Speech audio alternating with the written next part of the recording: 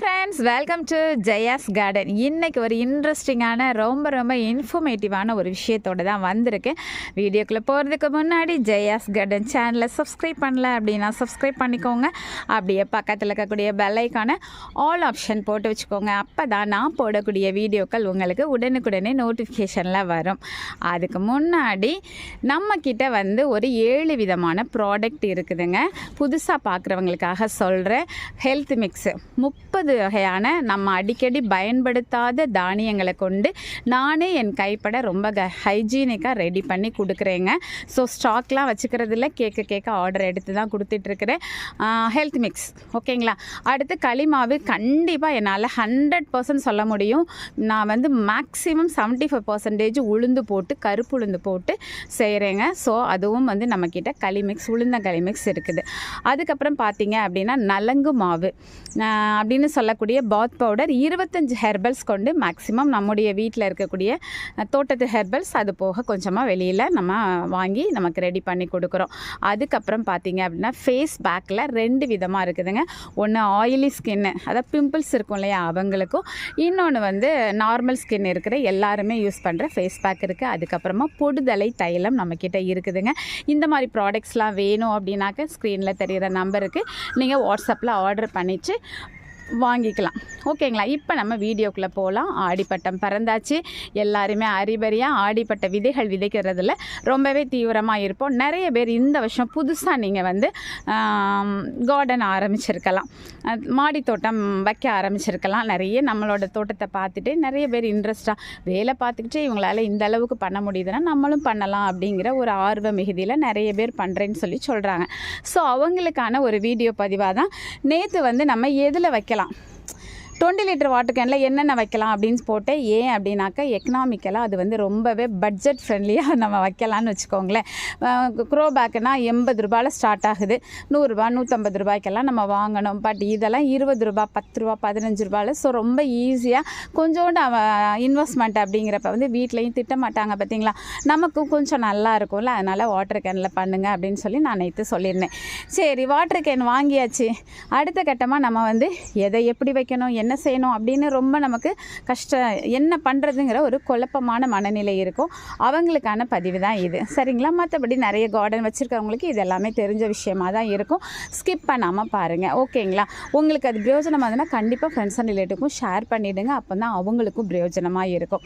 அதாவது எதெல்லாம் நாற்று வைக்கணும், எதெல்லாம் அப்படியே போடணும், எதெல்லாம் எந்த இதில் நாற்று போடணும், இப்படி பலவிதமான குழப்பங்கள் இருக்குங்க. என்னோட அனுபவத்தை நான் ஷேர் பண்ணுறேன். கண்டிப்பாக பச்சை மிளகாய் வெரைட்டிஸ் என்ன வகையாக இருந்தாலும், மிளகாய் வெரைட்டிஸ், அதுக்கப்புறம் கத்திரிக்காய் வெரைட்டிஸ், அப்படியே சொல்கிறேன் அப்படின்னா எந்த கத்திரிக்காவாக இருந்தாலும் சரி, அது மாதிரி தக்காளி வெரைட்டிஸ், இவங்க 3 பேருக்கு மட்டும்தான் நாற்று விட்டு அதுக்கப்புறம் பிடுங்கி நடணும். நாற்று விடுது அப்படின்னா என்ன அப்படின்னு ஏதாவது சந்தேகம் இருந்தால் அதையும் சொல்லிடுறேன். விதையை நம்ம ஏதாவது ஒரு இதில் போட்டு வச்சு வளர்ந்ததுக்கப்புறமா ஒரு 20 to 30 நாட்களுக்குள்ளே பிடுங்கி, இல்லைன்னா 1/2 அடி அப்படின்னு ஞாபகம் வச்சுக்கோங்க. ஒரு ஜான் அளவுக்கு வந்ததுக்கப்புறமா பிடுங்கி நடணும். கண்டிப்பாக நாற்றுக்கள் இவங்க 3 பேருக்கும் விட்டு நட்டிங்கன்னா மட்டும்தான் நல்ல அறுவடையை எடுக்க முடியும். அப்படியே வளர விட்டிங்கன்னா அறுவடை சும்மா 1 2 3ன்னு உங்களுக்கு கிடைக்கும், இல்லைன்னா கிலோ கணக்கில் கிடைக்குங்க. அதனால் இவங்க 3 பேரையும் நீங்கள் என்ன பண்ணக்கூடாது, சும்மா போட்டு அப்படியே வளர்த்துறக்கூடாது. சரி, நாற்று பாவணும் அப்படின்னா எதில் பண்ணுறது? கண்டிப்பாக எல்லோரும் நிறைய வீடியோஸ் பார்த்துருப்பீங்க. நாற்று போடுறதுக்குன்னு ஒரு சின்ன குழித்தட்டு அப்படி இருக்குது, அதில் போடலாம் அப்படின்னு. ரொம்ப என்ன சொல்கிறது, இப்போ தான் கார்டன் ஸ்டார்ட் பண்ணுறீங்க, அதை பற்றின எந்த நாலேஜும் இல்லை அப்படிங்கிறப்ப கண்டிப்பாக நியூ கார்டனர்ஸ் அந்த குழித்தட்டு முறையை கண்டிப்பாக நீங்கள் பயன்படுத்தாதீங்க அப்படின்னு தான் நான் சொல்லுவேன். ஏன் அப்படின்னாக்க அந்த இப்போ உள்ள குழித்தட்டுகள்லாம் ரொம்ப ஸ்ட்ராங்காகவும் கிடைக்கிறது இல்லைங்க, ரொம்ப மெல்லிசாக தான் இருக்குது. அதில் நீங்கள் போட்டுட்டு அதில் நீங்கள் ரொம்ப கவனமாக தண்ணி ஊற்றுறது வைக்கிறதுல கண்டிப்பாக உங்களுக்கு பிரச்சனைகள் வரும். ஏன்னா எனக்கு அதை நான் 2 தடவை குழித்தட்டு வாங்கி 2 தடவை போட்டு எல்லாமே எனக்கு ஃபெயிலியராக தான் ஆச்சு. ஸோ அந்த குழித்தட்டு முறையை நீங்கள் கண்டிப்பாக ஸ்கிப் பண்ணிடுங்க, வேண்டாம். அப்போ எப்படி பண்ணுறது? ஏன்னா அதில் நிறைய நல்ல ஒரு எக்ஸ்பீரியன்ஸ், சமையல் பண்ணும்போது நல்ல எக்ஸ்பீரியன்ஸ் இருந்தால் தான் நம்ம கையில் அள்ளி போட முடியும், இல்லைன்னா அளந்து பண்ணுவோம் தெரியுமா. அது மாதிரி தாங்க இந்த குழித்தட்டு முறை அனுபவம் மிக்கவர்களுக்கு மட்டுமே சாத்தியம். நீங்கள் கண்டிப்பாக அதை சூஸ் பண்ணாதீங்க. அப்போ எப்படி வளர்க்கலாம் அப்படின்னா, இங்கே பாருங்கள், சும்மா இஷ்டத்துக்கு ஏதோ ஒரு தொட்டியில் எல்லாத்தையும் போட்டு விடுங்க. இங்கே பாருங்கள், கத்தரி நிற்கிதா நிறைய, அதோட தக்காளி நிற்கிதா, பச்சை மிளகா இருக்குதா, இங்கே பாருங்கள் எல்லாம் இருக்கும்.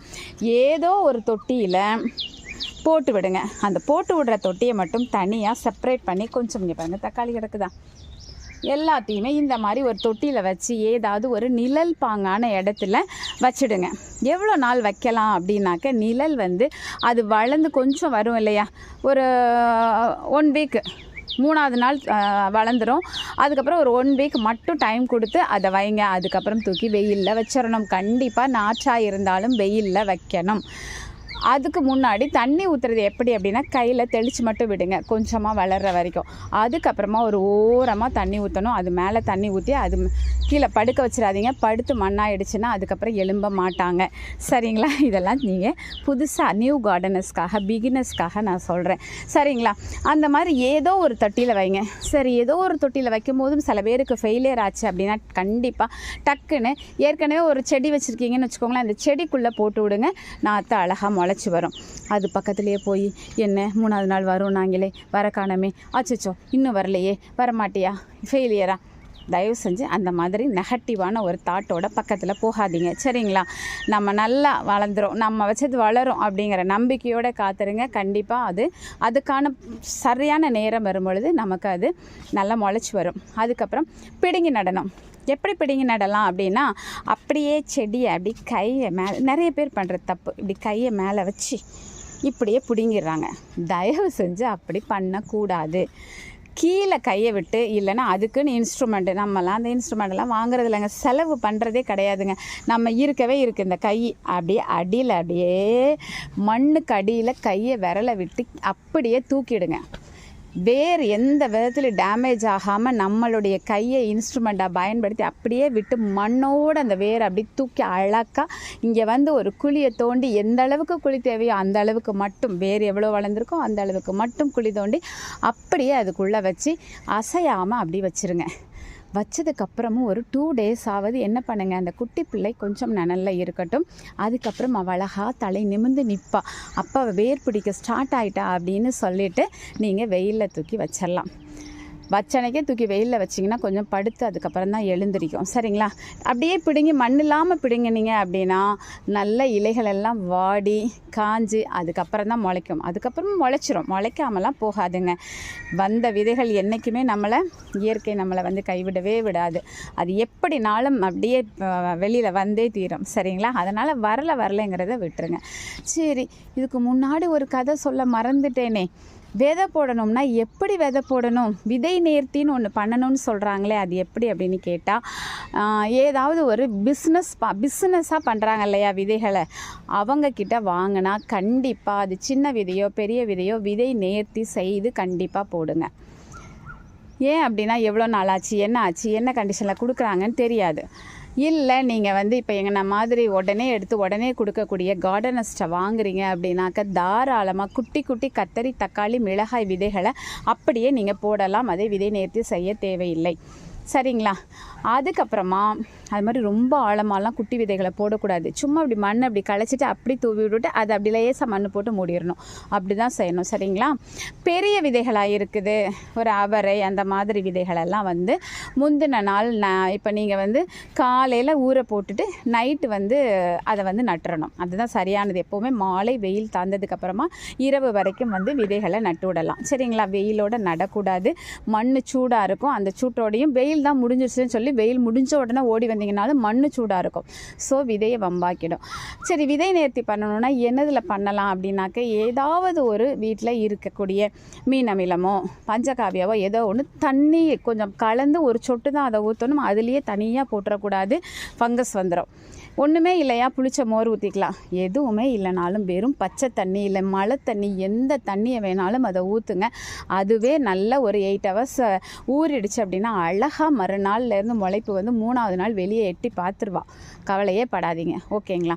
சரி, எல்லாத்தையுமே வந்து போட்டு போட்டு பிடுங்கி நடுறாங்க. அப்படி தான் கண்டிப்பாக நடணுமா? இந்த 3 வெரைட்டியை தவிர வேறு எதையுமே பிடுங்கி நட்டிங்க அப்படின்னாக்கா பிகினஸுக்கு அதில் ஃபெயிலியர் வர்றதுக்கு வாய்ப்புகள் அதிகம். ஸோ மற்ற எல்லாத்தையுமே டைரெக்டாக இங்கே பாருங்கள், வெண்டைக்காய் டைரெக்டாக தான் போட்டிருக்கேன். சின்ன வரைக்கும் டைரெக்டாக தான் போட்டிருக்கேன். எதையுமே நான் வந்து என்ன பண்ணுறதில்ல, தனித்தனியாக வச்சு பிடுங்கி நட்டிங்க அப்படின்னா சில நேரங்களில் பிடுங்கி நடுறது அது வந்து ஃபெயிலியராக வாய்ப்பு இருக்குது. ரொம்ப கவனமாக அதை வந்து தோண்டி எடுத்து கரெக்டான நேரம் பார்த்து வெயிலில் வேணாங்க. எதுக்கு போட்டு விட்டிங்கன்னா அழகாக வரப்போகுது. விதை போட்டதை வெயிலில் வைக்கக்கூடாதா அப்படின்னு கேட்குறாங்க.